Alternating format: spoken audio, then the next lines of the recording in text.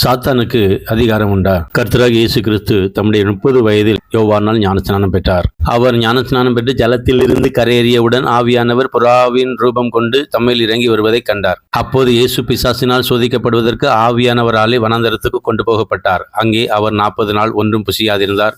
அவர் இரவும் பகலும் 40 நாள் உபவாசம் இருந்த பின்பு அவருக்கு பசி உண்டாயிற்று. அப்போது சோதனைக்காரன் அவரிடத்தில் வந்து, நீர் தேவனுடைய குமாரனே, ஆனால் இந்த கல்லுகள் அப்பமாகும்படி சொல்லும் என்றான். அதற்கு அவர் பிரதியுத்தரமாக, மனுஷன் அப்பத்தினால் மாத்திரமல்ல, தேவனுடைய வாயிலிருந்து புறப்படுகிற ஒவ்வொரு வார்த்தையினாலும் பிழைப்பான் என்று எழுதியிருக்கிறதே என்றார். அப்பொழுது பிசாசு அவரை பரிசுத்த நகரத்துக்கு கொண்டு போய் தேவாலயத்தின் உப்பரிக்கையிலே அவரை நிறுத்தி, நீர் தேவனுடைய குமாரனே, ஆனால் தாழ குதியும், ஏனெனில் தம்முடைய தூதர்களுக்கு உம்மை குறித்து கட்டளையிடுவார், உமது பாதம் கல்லில் இடராதபடிக்கு அவர்கள் உம்மை கைகளில் ஏந்தி கொண்டு போவார்கள் என்பதாய் எழுதியிருக்கிறது என்று சொன்னான். அதற்கு இயேசு, உன் தேவனாகிய கர்த்தரை பரீட்சை பாராதிருப்பாயாக என்றும் எழுதியிருக்கிறதே என்றார். மறுபடியும் பிசாசு அவரை உயர்ந்த மலையின் மேல் கொண்டு போய் உலகத்தின் சகல ராஜ்யங்களையும் அவைகளின் மகிமையையும் அவருக்கு காண்பித்து, நீர் சாஷ்டாங்கமாய் விழுந்து என்னை பணிந்து கொண்டால் இவைகளை எல்லாம் உமக்கு தருவேன் என்று சொன்னான். அதற்கு இயேசு, அப்பாலே போ சாத்தானே, உன் தேவனாகிய கர்த்தரை பணிந்து கொண்டு அவர் ஒருவருக்கு ஆராதனை செய்வாயாக என்றும் எழுதியிருக்கிறதே என்றார். அப்பொழுது பிசாசானவன் அவரை விட்டு விலகி போனான். உடனே தேவதூதர்கள் வந்து அவருக்கு பணிவிடை செய்தார்கள்.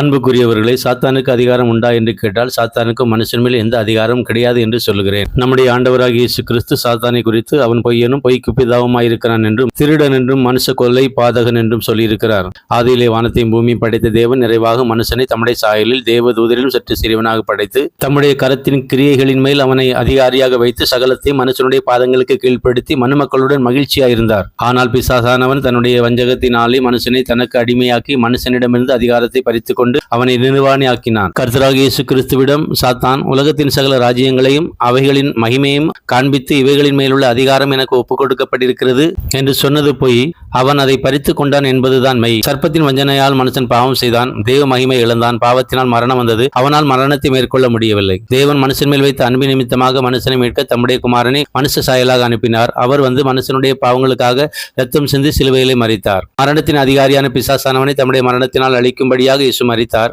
துரைத்தனங்களையும் அதிகாரங்களையும் உறிந்து கொண்டு, அதாவது பறித்து கொண்டு வெளியரங்கமான கோலமாக்கி, அதாவது நிர்வாணையாக்கி சிலுவையிலே வெற்றி சிறந்தார். சாஷ்டாங்கமாய் விழுந்து பணியும், அப்பொழுது இவைகளை உமக்கு தருவேன் என்று சொன்ன சாத்தானின் தலையை நசுக்கி, அதாவது தலையாகிய மரணத்தை வென்று 3ஆம் நாள் உயிர் தெழுந்து விதமாய் சாத்தானுக்கு பதிலடி கொடுத்தார், அதாவது பழி வாங்கினார்.